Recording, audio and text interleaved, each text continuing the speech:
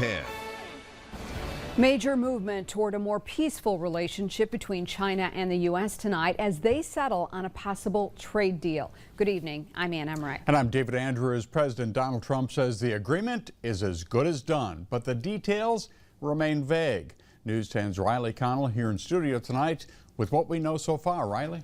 Yeah, Ann and David, the president announced some of what's been settled on social media, including U.S. access to critical materials from China, a decrease in tariffs to 55%, and allowing Chinese students to continue studying in the United States. One Michigan State University expert tells me this agreement is as important to Michigan as it is to the global economy.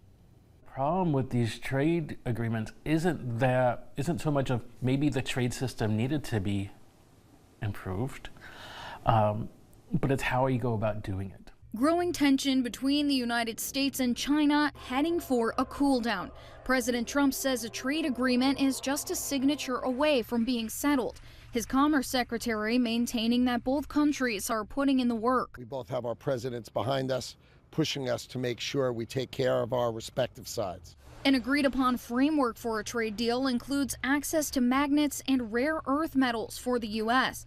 Global relations expert Matt Zeeler says these are particularly important to major industries here in Michigan. Automobiles, for example, are more technological, right? They rely on computers more than sort of the traditional parts. We need access to these materials that the U.S. doesn't have. For Chinese international students, a trade deal would mean continuing their education in the U.S., possibly ending months of uncertainty and anxiety. It's tough to focus on class when, you know, you're trying to find out by listening to the news whether or not you have the right to be where you are. If students are guaranteed to stay, Zeeler says it's another positive for Michigan. We can see it in the greater Lansing area, the diversity of businesses, restaurants that come into play. Students add to the local economy.